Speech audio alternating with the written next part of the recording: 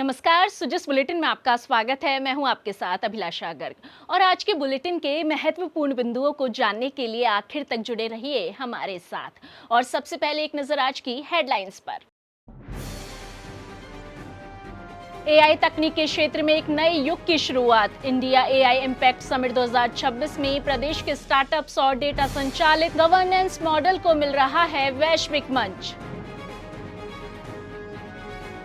Ease of doing business और ease of living के लिए मुख्यमंत्री की महत्वपूर्ण पहल। अनावश्यक अनुपालन और विनियमों को राज्य सरकार चरणबद्ध रूप से करेगी कम। मुख्यमंत्री के नेतृत्व में कुशल वित्तीय प्रबंधन के नए आयाम स्थापित। राज्य सरकार के स्वयं के कर राजस्व में उल्लेखनीय वृद्धि जारी। गत वर्ष की तुलना में 2025-26 में 34.10% की बढ़ोतरी हुई दर्ज।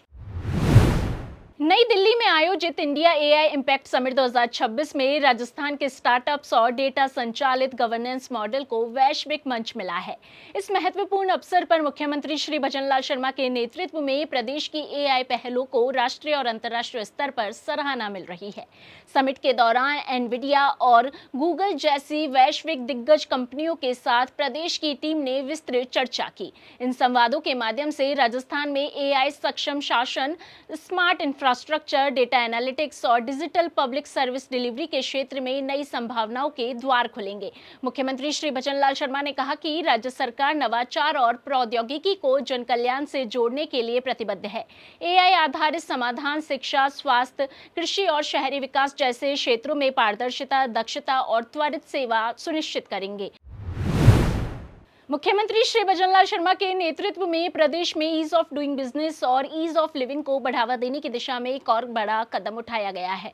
राज्य सरकार व्यवसायों और आमजन को गैर जरूरी अनुपालन और विनियमों से राहत देने के लिए भू उपयोग, भवन निर्माण, श्रम व्यवसायों के लिए लाइसेंस प्रक्रिया और जन उपयोगिता सेवाओं में चरणबद्ध सरलीकरण लागू करेगी।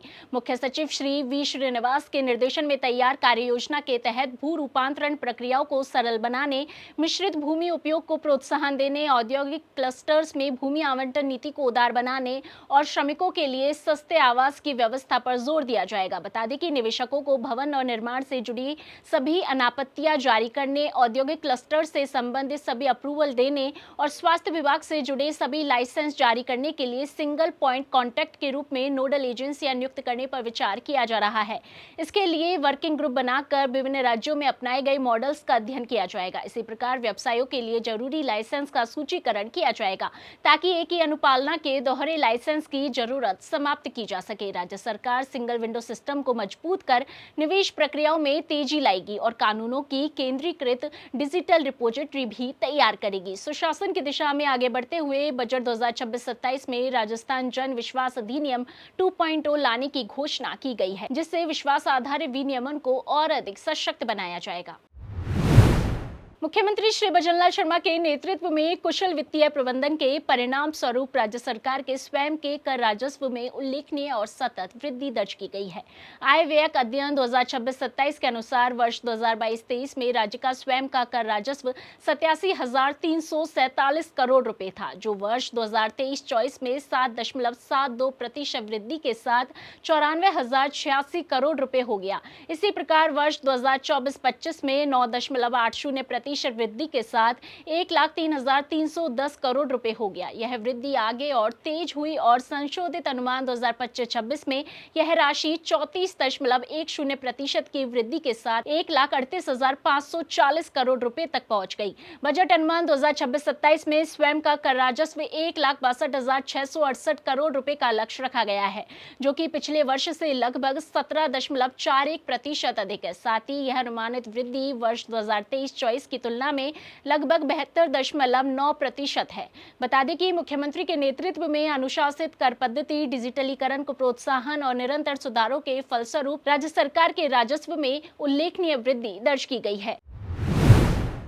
जयपुर के जलमहल की पाल पर सूर्य किरण और सारंग एरोबेटिक शो 20 और 22 फरवरी को प्रस्तावित है। रोमांचकारी हवाई प्रदर्शनों से आम जनता को रूबरू कराने के लिए व्यापक तैयारियां की गई है। ऐसे में भारतीय वायुसेना की ब्रांड एम्बेसडर टीमों, सूर्य किरण एरोबेटिक टीम और सारंग हेलीकॉप्टर डिस्प्ले टीम ने युवाओं के साथ संवाद किया।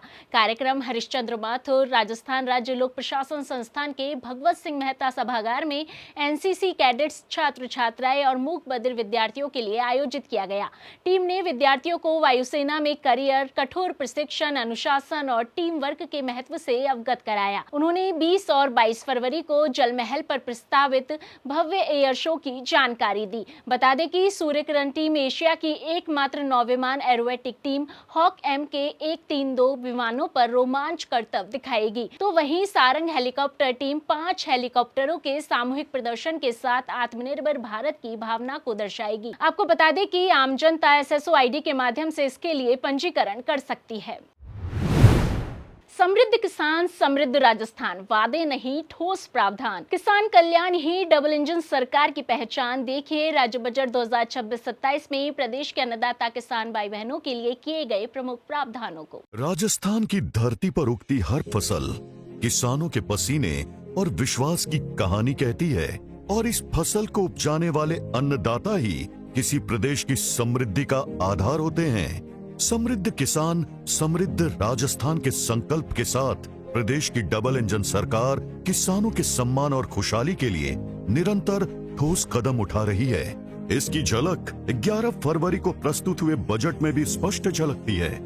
आगामी वित्त वर्ष 2026-27 के लिए किसान भाई बहनों की समृद्धि के लिए 1,19,408 करोड़ का रिकॉर्ड प्रावधान किया गया है, जो पिछले साल की तुलना में 7.59% अधिक है।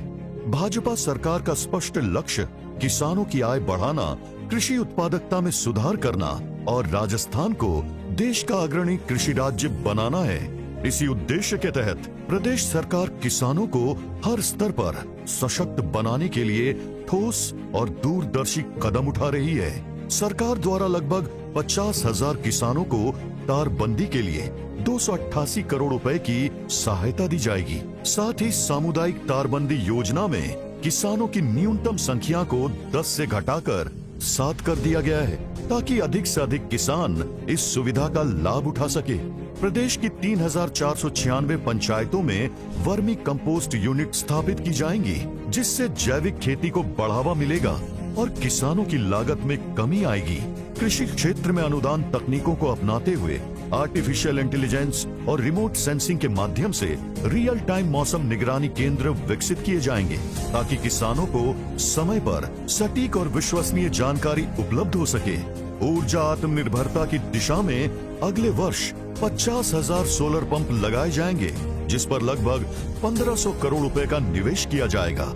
वहीं कृषि यंत्रीकरण को प्रोत्साहन देने के लिए कृषि यंत्रों की खरीद पर 160 करोड़ रुपए का अनुदान किसानों को प्रदान किया जाएगा। जल संरक्षण को सशक्त बनाने के लिए 8,000 डिग्गियों का निर्माण तथा 36,000 नए फार्म पॉन्ड के लिए अनुदान दिया जाएगा, जिससे लगभग 80,000 किसान लाभान्वित होंगे। साथ ही सिंचाई, पशुधन और डेयरी क्षेत्र को मजबूती प्रदान करते हुए किसानों की आय के नए स्रोत विकसित किए जाएंगे।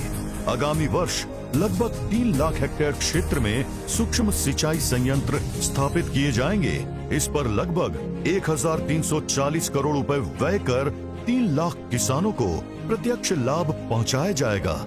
इन समग्र प्रयासों के माध्यम से भाजपा सरकार राजस्थान के किसानों को समृद्ध, आत्मनिर्भर और तकनीक समर्थ बनाने की दिशा में निरंतर आगे बढ़ रही है। ये केवल योजनाओं की घोषणा नहीं, बल्कि अन्नदाता के सम्मान, उसकी समृद्धि और आत्मनिर्भर राजस्थान के निर्माण का एक दृढ़ और प्रतिबद्ध संकल्प है।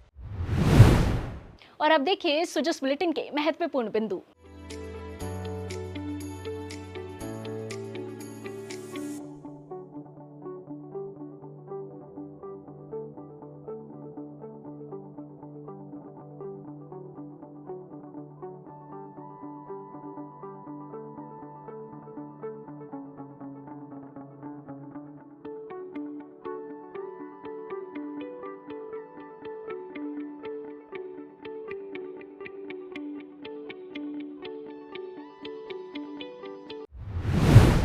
जिस बुलेटिन में आज के लिए इतना ही, फिर होगी आपसे मुलाकात, तब तक के लिए नमस्कार।